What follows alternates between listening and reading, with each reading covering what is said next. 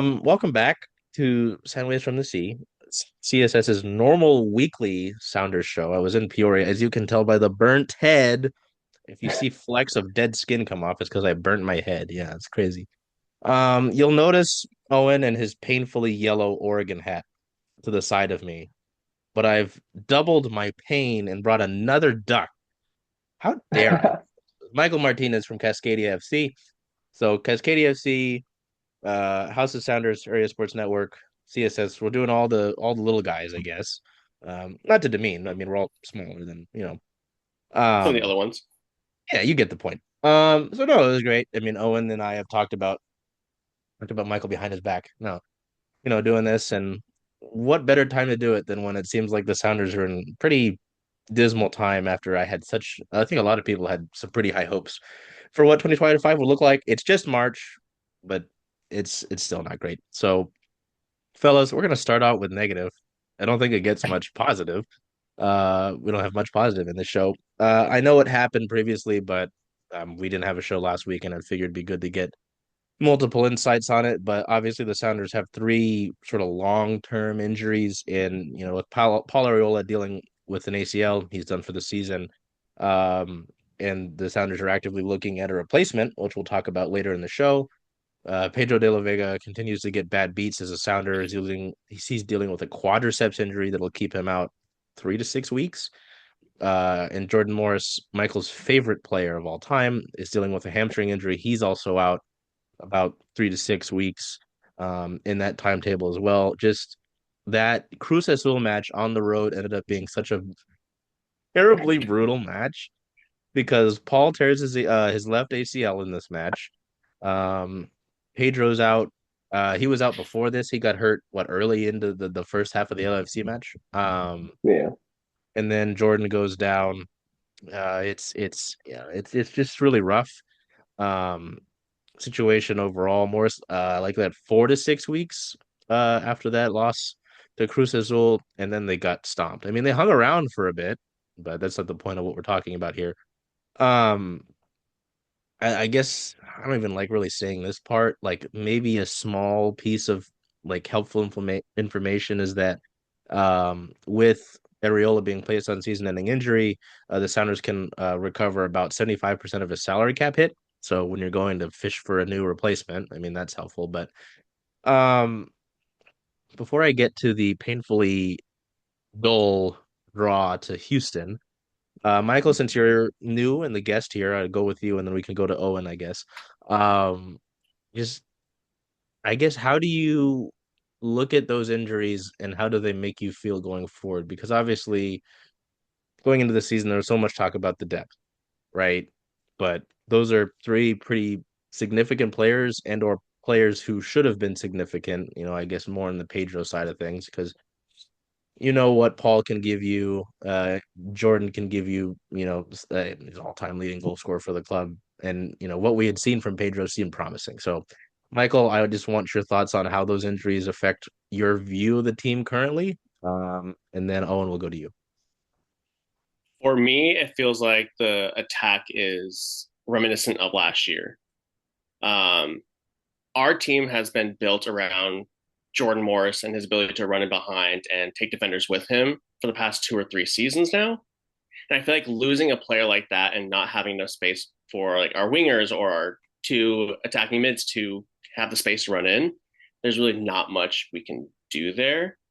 And we don't really have anyone else who has a similar profile. Paul Rothbark is great, but he can't be the only one to run behind every single game.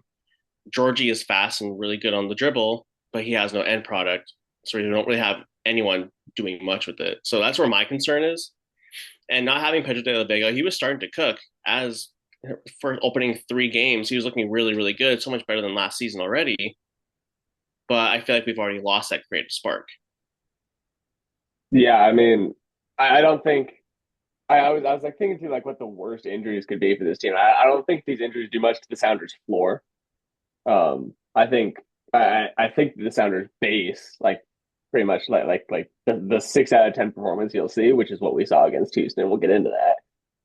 Is only really effective if you get a guy like Steph Fry or a guy like Yamar injured. What I think these injuries did is they really lowered the ceiling on this team like really significantly. These three guys are all guys who can raise that ceiling for these guys. Like they're all guys that really make a difference. And that's why that Houston game is so frustrating because the ceiling was just a couple feet above the floor, and you can't play like that. Yeah. Um, Couple things I want to touch on from there. First with Michael, like I think knee-jerk reaction when, those guys go out. I'm like, okay, so it just puts either more pressure on guys like Paul and Georgie to perform and or it's an opportunity for them, right, to showcase themselves a little bit more. I mean, we were all saw how exciting those guys were down the stretch last season. Even in preseason, it was kind of fun. I get it's training. You can only base so much opinion on training, right? But Georgie looked like he was putting some good finishing away. And yeah, I mean those guys will be fun. I just like you said with Georgie, I don't think the end product is there, and that's fine. Like I don't know how fair it is to need that right now, but also it's not a fair business. Um, so that and just yeah, this being with the floor, I'm worried about how much of that sort of football I'm gonna have to watch until someone either steps up or you get those guys back. And I don't know if I want to have to wait 3 to 6 weeks uh to rely on that. That's not it's just not good. Yeah, man, it's tough. And oh, what Owen said, yes. When we did our sort of preseason episode, I think these three guys are all kind of guys that we highlighted as players that would sort of bring this club up to a different height. And sure enough, it's tough, man. It's just depressing. Like I had such hopes for this team. I talked to Owen about it. I was like, I think this is the team that can make the most noise in this city this year, professionally.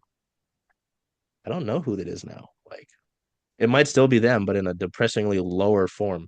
So yeah, speaking of depressing, we'll get to that Houston match. I mean, this was an interesting game just because, Houston comes into this match winless, right? It's a Nico return. We had the pregame stuff with Nico. There's all that. I think you were there, Michael, when Nico and I were joking that all this would like make Nico emotional and he'd be thrown off his game.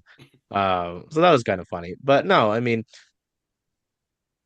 I say depressing, but at the same time, it did really. And I know Brian always talks about how he doesn't really believe in XG, Oh, I but saw this clip. it feels like they've got FootMob only gives them a point zero 0.02 less than one expected goal. He had 13 total shots, but just the one big chance.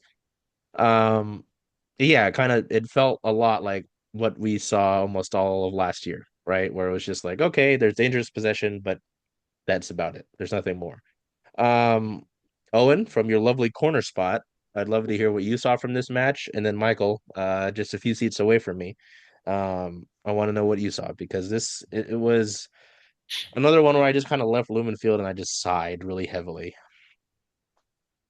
Yeah, I mean, I had a lovely conversation with my friend in the second half, caught up home on spring break, and really didn't was not that interested. We had a great section there who was maybe some high school boys love Georgia Manungu.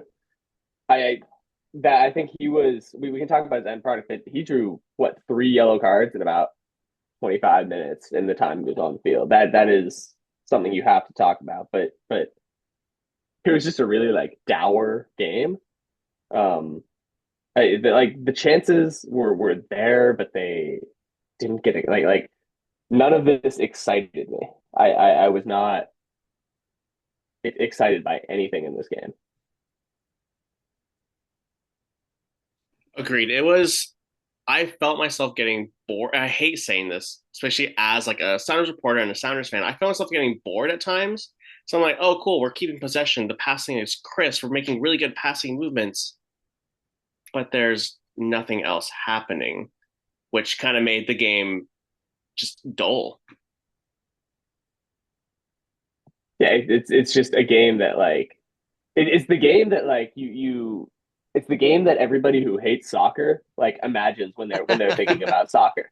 They're like, God, Yeah. like every time I think of soccer, it's this game. It's like when people talk about jazz who don't know jazz. And they're Mm. like, yeah, it's like jazz is just really boring. Like this was the like elevator jazz of soccer games. Kind of best way to put it, to be honest. That's That's really painful, good. but yeah. I'm really happy with God. that. Jesus. Yeah, no. I mean, and it's interesting because I remember sitting there pregame, um, excuse me, and being at any sports stadium, they run through their pre-show, right? And they were doing the thing where they were like, "Oh, here are these fans for the first ticket, and the tickets are given away, right?" And I was like, if this was your first match, I can only imagine what that would have been like. Oh, there's no Um, way they're coming back I'm after sure a because first game like that. in all like the idea of that program is great, and I'm sure it was exciting considering the hopes and ambitions of the club. Now it's like, oh shit, like what are we gonna do? Um, yeah, I guess in talking about the dull and the boring, and I'm not using those words to describe him, but I was really hoping to get something from Jesus Ferreira in this one. Um, I know that's been topic of discussion. I know there's you want to give a grace period to the guy. Um, yeah, Michael, where are you at with him right now? Because I don't know. I'm a guy who likes to give some grace. I like to have some patience. I don't like to rush things per se, especially with a player who's in a new environment, so on and so forth with that sort of thing. Where are you at with him right now and with his recent performances? And Owen, I'd love to get that from you as well. I think there's so much hype with Jesus Ferreira coming into the Sounders that I think everyone's idea of him is a little skewed right now. Myself, I was whelmed at most. So I was like, okay, he's coming off of an injury season, like not super productive. But like I know he is a quality player, and he's shown flashes of that in these opening 5 games with us. But he's not he's making the smart runs, but no one's getting him the ball, and he's Mm. dropping back like a false nine, which is to his skill set. But I just don't think we're utilizing him correctly. And the article I'm writing, finishing later today, I wrote that I can't tell if he's the wrong fit for the Sounders or if the Sounders are the wrong fit for him. And I Mm. really think that we should be building around Jesus Ferreira and utilizing him as a false nine or as a second striker, or in a dual 10 in a 3-4-2-1 system.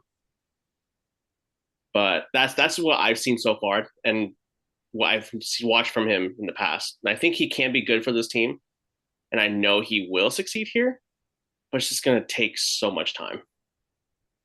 So the Sounders and Jesus Ferrer need like relationship therapy, Honestly, yeah. Shit. like couples therapy. Yeah, I mean, I hear the same thing. I was talking to our good buddy Maz last night at March Madness about the pressing structure and how it used to be a 4-4-2. Now it's just a one up top when they're pressing like that. And I don't think Jesus Ferreira is particularly. I mean, sometimes he doesn't look that motivated. Sometimes he's just not taking the right pressure angles. But that was the thing that really stuck out to me. Because Houston, for all their not a great team, but does a great job using their goalkeeper in possession, and the Sounders were never able to get any sort of pressure there. And I was like, man, if it was that 4-4-2 structure, maybe this would work, or maybe if it was Jordan Morris, it would work. Um, but like that was really what I can't wait from. There's a lot of talk. We all talk about like what or like the lack of what he's providing offensively, but this team has been a good pressing team in the past, and especially in kind of like quick chain, not a football term, but like quick chain situations, like get like really counter pressing and winning the ball, and that's how they get those breaks, and it's just not happening now. And I think that starts from the front. God, the more I talk about it, the more in depth you go, it's just such a frustrating thing to look at this club because they could do the thing, they could do the stupid thing in the summer where they get hot. I hate it because it's like it would be too on brand for them to wake up and start doing things. Um, and I just don't really have much optimism for where they're at right now, especially I think I've talked to both of you guys about it over the last week. But with who they play next in San Jose. You've not beaten San Jose since 2021. Uh San Jose is actually pretty decent this year. Even though I think they lost to Charlotte the other night. Yeah, they got Uh, destroyed 4-1. yeah, that's what we were talking about, Michael. That's right. Um, I don't know. I think before I get over to the areola replacement, however you want to take this, whether it's I know Owen when I talked to him last night on the lovely Climate Pledge Arena press bridge, it was about the pressing structure, and I just mentioned that, but just where you're at in general with this club, whether it's because I know at last season, deep into the year with the scoring issues, there was talk about Schmetzer changing some things up tactically. I saw that. I was like, oh, okay. I don't just where are you at with where the Sounders are? Because again, you've got three major injuries, right? You're what, 12th in the West right now? Let me double check that. Go all the I think way. so. Yeah, Yeah, you're 12th in the 12th. West. Jesus Christ. Um, Yeah, yeah. you're out of CONCACAF Champions Cup. You still got Leagues Cup later in the year, and you play Cruz Azul, if I was reading the schedule correctly, which Yes. Jesus Christ. And then of course there's the Club World Cup, which I who knows what this club will look like by July. Really. Like I have no idea. Um, I'm not asking you to look that far. Just where are you at currently? And almost like a, I hate to say this, but like a vibe check. Where are we at with the Sounders, given everything that's taken place, personnel wise, results wise, that whole sort of thing? Michael, we'll go with you, and then we'll get back to Sir Murray in the corner there. I know that, like you said, it's come July, come summertime, we're gonna skyrocket up the standings. We're probably gonna get second in the West again. Is what the Sounders do. It's in the Sounders DNA. But I think after the high expectations at the beginning of the season, with the new signings and all this and that, I think the vibes are incredibly low. And I think expectations are slowly, from other fans and people that I've talked to, are also getting low as well.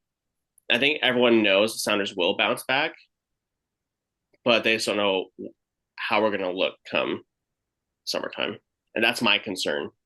My other big concern is like, I know Jordan is 30 years old. He hasn't missed that many games since in the past 2 seasons. But when you're 30 years old and you have a hamstring injury, it's hard to come back from, especially how hard he's been running and how much he's been used this season already. I just don't know how explosive he's still going to be after Mm. after these niggles. Still got him in there, right? Oh yeah, All right, here's my vibe check. If I'm imagining myself as a neutral observer here, I would be like, they cannot keep getting away with this. Um, because like we said, we know what's going to happen. But the question is this kind of like this kind of cycle, is it okay? Is it, or is it like, is it damaging to like the way this club exists? Because if your expectation, or if there's this understanding that we don't we can be really poor and play these poor games at the beginning of the year and it's not going to matter, um then I think that's not a great way, and that's obviously not saying that that's the attitude in this locker room, but they can't keep getting away with because it happens every year, and we see the same issues, and in order to kind of move forward as a club, which they talk about a lot, there has to be some kind of change. It can't be the same thing every year. do you think that starts with the manager making the necessary changes, or do you think that's a whole front office issue? I it's a philosophy thing, right? It's the type of signings you make, because there's a difference between the signings that you make, to the for the 1 year transfer portal guys to get you over the top for a year, and investment players, and Mm. they've made investments and they haven't paid off. They've been burnt, um, and so the question is, how far are they willing to push those investments before they say, no, we're just going to get MLS veterans, and it's okay to do this every year because we know we'll make the playoffs, we'll get a home game, and we'll see what we can do from there. Yeah. No, just getting into the dance shouldn't be if you want. I mean, I'm sorry. When you say MLS veterans, I just think of Danny Musovski, and every time he comes in, I'm like, okay, anything, Danny? No, nothing. Great. I mean, he did have, yeah. Oh, son of a bitch! Didn't he have the only goal against Cruz Azul? Oh my God. I was talking about Yeah. Buddy this morning. I was like, what does it take to just like pull like an Aaron Rodgers, Randall Cobb, and just like go get Will Bruin out of like whatever like Hey, buddy. retirement spot he's in Come for on. like what 39, whatever years old. Like he's good for 7 late goals a year. No, Sounders could screw it. use Give me one. Nelson Valdez at this point. Like, Wow. Bring him back. Jesus. Sign him for the one playoff game. Didn't they kind of do that with Freddie too a few years ago? They were like, "Hey, Yeah, Freddie, absolutely. come on." Jesus. Well, and then I guess I don't want to deduce him to just MLS veteran, but I know Nico was there, Nico Antune, and then was it Nico Moreno too? He had the two Nicos talking to Nico Ladero after the Houston match, and then there was the reports that he confirmed that Ladero wanted to come back, and the Sounders weren't interested in that. Is there any interest in discourse on that? Because I get it, right? There's respecting your veterans and that sort of thing, but I also understand there's time to move on, right? Uh, I don't have too much issue, honestly, with that. I know it's hard given what Nico means to this club. I don't know. Michael, I saw you perk up when I said that. Do you have thoughts on that? I think there's a conversation that we're missing Mm, between Nico and the front office. Because obviously, like he'll come out and say like he'll accept the veteran minimum. That's been reported on by nearly every Sounders reporter out there that Nico Ladera was willing to accept the veteran minimum. But how much playing time was he expecting? And I think that is one of the biggest reasons. I still would love to have him back with the club. Obviously, not as like a key figure, but I think like as a field leadership role, I think he could do so much more than maybe like what Christian's offering at times when it comes to like talking to the refs or just like making sure all the players themselves are staying in line. Um, I don't know. I understand, like you said, give the veterans their respect, but maybe it wasn't necessary to bring him back. But I think he would have been a great locker room addition personally. But that's just me. Owen, do you got anything on that? I mean, man, I wish he could have retired a Sounder. I Yeah, really do. I think that's what he deserved. yeah. But I think that um, yeah, like you guys said, it's just. Well, I mean, watching him in that Houston match, my dad texted me part of the way through. He's like, "Man, I haven't heard Nico's name like this whole time." And we can talk about the intangibles that a guy like him offers, but I mean, to put it bluntly, Sounders and Houston are in different places competitively, or at Hmm. least you know Hmm. Should philosophically, be. Mm-hmm. Yeah. should be in different places. Um, and that's just not the Sounders have different roles to fill. I wish he could have retired a Sounder. I don't think that having him as a regular starter in this team is No, what it needs right now. No, yeah, I think that that's the main thing, at least when I think about it, is well, how much did you want to play? Because yeah, I think that's what I was thinking about earlier in the season. I was like, hey, if he wanted to hang out and kind of lean more into the mentorship role, sure. Well, like the Seahawks did that with Jason Peters. Jason Peters is like he's not 50, but he's damn near 50. Didn't play like at all. They signed with the practice squad, and he was basically just that dude on the sideline to help with the offensive lineman. And they created a role for him this offseason as like a mentor. Like if he could have done something, I'm not saying the same thing, but something like that with Nico, sure, great. Because obviously he's, you know, I got in trouble a little bit. I try to not fight with aggregators on Instagram. Um, Someone made a top 10 Seattle sports athletes. You want to take a wild guess where Nico Ladero was? God. Let me guess. Number one. Owen, guess. 7. 46. Wow. Yes. 46? We're I just I again, I know I shouldn't get in fights with aggregators. Supposed to be above that. That was a high school Charles thing. All I said was I just said yikes. Because golly. They had Chad Marshall higher than Nico. Love Chad. Oh, Wow. it's like the Um, anti-Michael in terms of Jordan Morris support. I can so acknowledge his importance at the club. I just am not a fan. I'll not say no, it. I get I get the criticism. I just find it funny whenever he does something, be like, hey, Michael, hey. Oh God. I just sink Um, lower and lower into my seat every press, every game. I'm just like, okay, oh my God. Yeah. Well, he's gonna hang out in the press box with us since he's hurt. So we can show him your tweets if you want. if he hasn't already seen them. so yeah. Um, maybe this one's more positive. We'll try to end the show on a positive here. Um, for again, Nico, gotta stop saying just Nico because there's multiple Nicos. Nico Moreno, and Senator at Heart had a report this morning. I woke up all groggy-eyed. I'm like, who is this man wearing a Liverpool kit on my screen? First of all, disgusting. Second of all, why? Um, that might cause. I don't know if I've asked around Premier League teams in this. I will save that for later.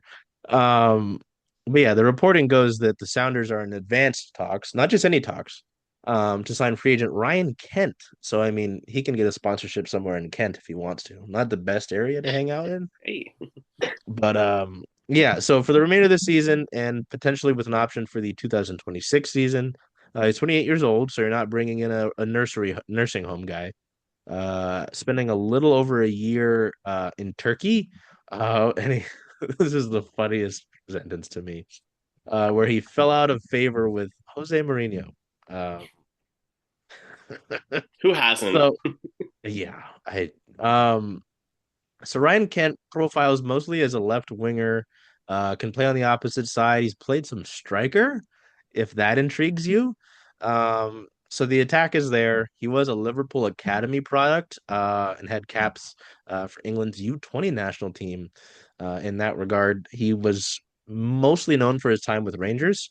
Love Scotland. You know, banging people ultimate team card. Oh yeah, So FIFA a legend. um, That's the only reason people don't.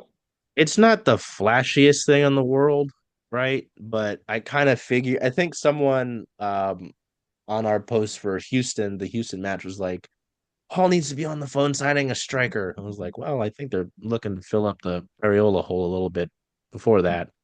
Um, I think they'd still have the flexibility to make a U22 signing. Um, maybe.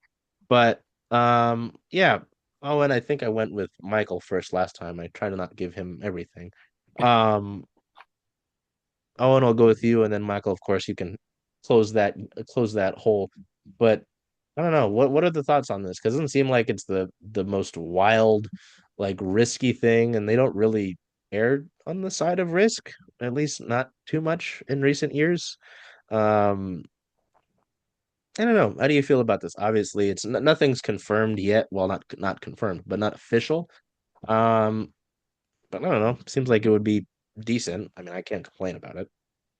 Yeah, I mean, at least from his perspective, it's kind of like a prove it deal, right? It's like, um, hey, we'll hand you a year here. We've got a role, and we're looking for somebody with the who can really, like we said, raise the ceiling. Um, we saw he could do a little bit of Rangers. He didn't have a great time in Turkey. This is an opportunity for him to show that he's still got it. It's not like a long term signing for the club, but I think that that's there. From the Sounders' perspective, it's a plug in a hole. I don't think it's a way out of the box, get out of your seat kind of signing, but it's Paul Ariola again, which is a totally okay level, like above average starter. The only thing I'm concerned about with it, and Michael can talk about this a little bit too, is that when we talk about players adapting to MLS and coming to MLS for the first time, I think that wingers are one of the players that struggle with that the most. I think that strikers will be okay. Center backs are generally okay. Midfielders will struggle a little bit, but I think it's the wingers who can struggle to kind of figure out the balance of physicality and dribbling and really work that way into a team. And we've seen it with tons of players with about half the U22s LAFC signed. So I'm curious what Michael thinks about that. I think so. Ryan Kent has shown that he can play, especially in the Scottish Prem or even in the Europa League. He's shown some quality there. My concern isn't necessarily like how he's going to adapt as a winger, is where are we going to play him and how is he going to play? He doesn't. I watched his games when he was playing for Rangers and for Fenerbahce, and he doesn't really do much defensive work, which Mm. Schmetz like wants his wingers to defend and go up and down that wing. That's why Paul Aureola, Paul Rothrock, they do so well on that left side. Will Ryan Kent be able to do that in the Sounders system? Like, I know he's going to be a good player, and I think he's going to be more like a Leo Chu type profile, where he Mm. will show some flashy wing play, some good dribbling, but is he going to get the goals that the Sounders are so desperate for? I don't know. I think he's going to be a good signing. I agree with Owen. Most wingers, when they come into MLS, especially coming from foreign countries, they struggle. But I just don't know where he fits. You know, Mm. If I sound like an idiot, feel free to tell me that. But when I hear flashy wing play, I'm like, well, you've got a Rothrock and a Georgie over there kind of doing that. Am I right? Like, I think that would be my question is where are you playing him? So, huh. Oh, and did you have some? I see you tweaking. Not that's not the right word. I see you over there. No, yeah, I mean, it's the same concern we have with Georgie. Like, is there an end product, right? Because Georgie Manugo is a fantastic player, but he's not in the end he's not creating goal scoring opportunities either for himself or for other people. He's drawing lots of yellow cards, which is great, but at a certain point you need goals, and that's what we spent the last year talking about with this team. So so I I don't think know. with Brian Kent, sorry, No, you're it's a good. low risk, high reward. Mhm. That's the best way to describe this signing, if it goes through, of course. I Yeah, expect it to, but like, He's not going to lower the floor. We'll see if he raises the ceiling. yeah. that's that's the that's a great way to like bookend the show. Oh, great. You're good at this sort of thing. I mean, I'm not Yeah, man. surprised, but yeah. No, I don't know. I mean, it's I'm not I have a tough time ever throwing the towel in on this team because of the stupid runs they'll make and the improbable things they do. Like I remember last season sitting on my couch with the LFC match, like, all right, I'm ready to be hurt again. And then, you know, Jordan Morris, talking about Jordan Morris again. Um, so I mean, I don't know. I hate the whole never say die. Yes, but like I would rather we never get into that position. Or do things, get players that you build, you do the investment thing like Owen said, where, I don't need to look at this hodgepodge group of veterans that I signed and rely on them. And it's painful because as someone who covers the other teams in the city, a lot of them do that. I'm tired of the bargain bin veterans. So, Because you know who that didn't work for last night? The Oregon Ducks. oh, I'm not There you gonna go. comment on There that. you go. That's more your guys' beat. I was a temporary half Ducks writer for 2 days. I'm done with it. Unless, Now, you've learned that Jackson Shelstad is the truth. golly, he was hitting There you them go. things. I would just Yep. prefer to not have to deal with him again. If he's making them during the regular season, then he's a problem. But so yeah, sort of last call. Anything that we didn't touch on that I might have yapped over? Anything that I missed before we kind of look to the big bad San Jose Earthquakes? I do Now, my have one preseason question I prediction wanted to is throw out to you guys. screwed. Go ahead. Do you think the Sounders should sign a U22 striker before the Club World Cup? Instead of, like, it's been reported on that that Sounders might be interested in using it on a midfielder, but do you think it'd be Hmm. better suited to use as on a striker I'm as a curious backup where for they Jordan believe they Morris? are We talked about this preseason. I'm curious where they believe they are competitively because you sign a U22 striker when you feel like you're in a period of ascension, right? And when you're we are building something here. And I'm curious if they do believe they're in that or if they believe they're in a win now mode. You don't I don't think you make that kind of signing if you're in win Yeah. now. Um, if you're asking me, if you're putting in the Craig shoes, which isn't too hard because he's also bald, I would. I'm tired of it. Like, I don't have too much because I mean they've done well in the midfield with the younger players, right? Like, I felt so bad. Owen and I did the show, Michael, the day that Josh Atencio got traded, and his family was in the comments like it was the wrong like I clipped the individual segments of the show we do, right? And it was the wrong one that he commented on, and I was like, okay, thanks, man. And he was like, he'll do great. I was like, I don't think we badmouthed Josh Atencio at all. Like I think No, we said Josh Dempsey scored an own goal last night oh he did. we're not gonna talk about that though. two nights ago. Yes, Mr. Atencio, nothing. No, I mean like there's like I guess not a cloud, but like the very likely possibility that Obed, will fetch a good chunk of money, right, in the near future.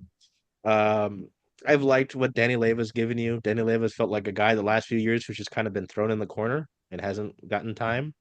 Not saying he's perfect, but he's eaten a good chunk of minutes this year. I know that's not like eating minutes is not equal to talent.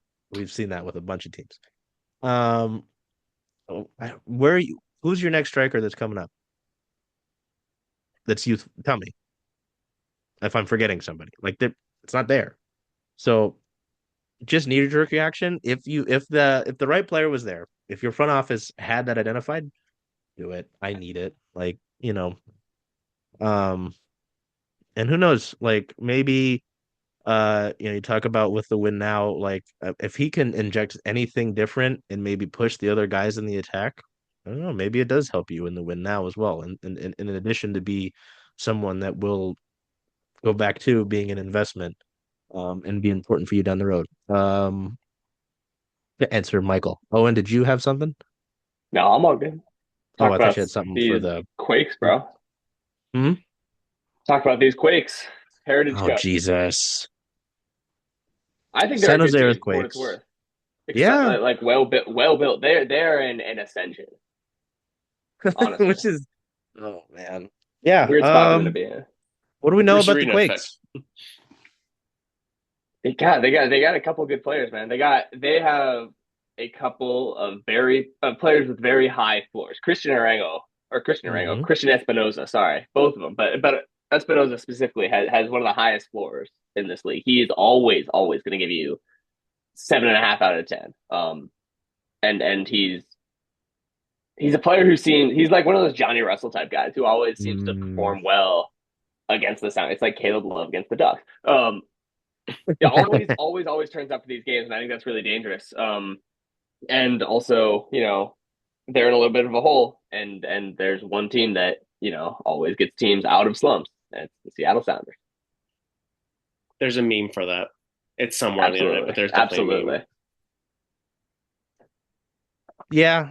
Um, I just remember, I think it was the end of the 2022 regular season. They ended the year, uh, well, I think it was a draw with the Earthquakes.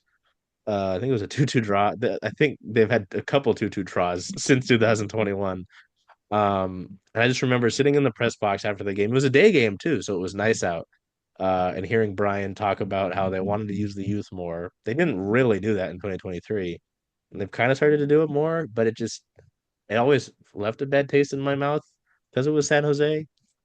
And it does feel like they are changing. I don't keep too much of a tab on the rest of the league just because we have a bunch of other teams I keep eyes on.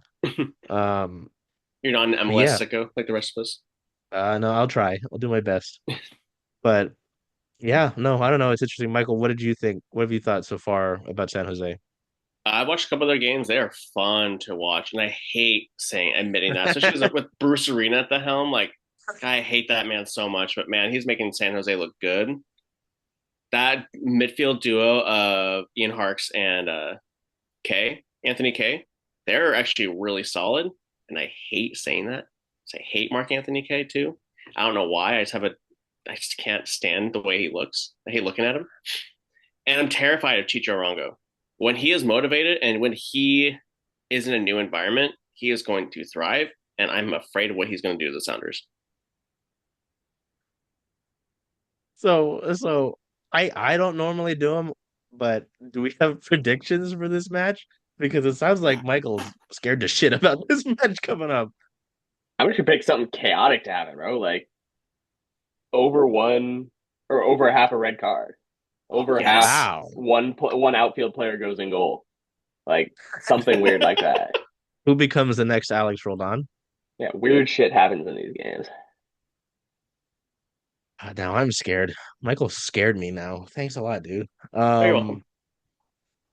Yeah. Over. Okay. All right.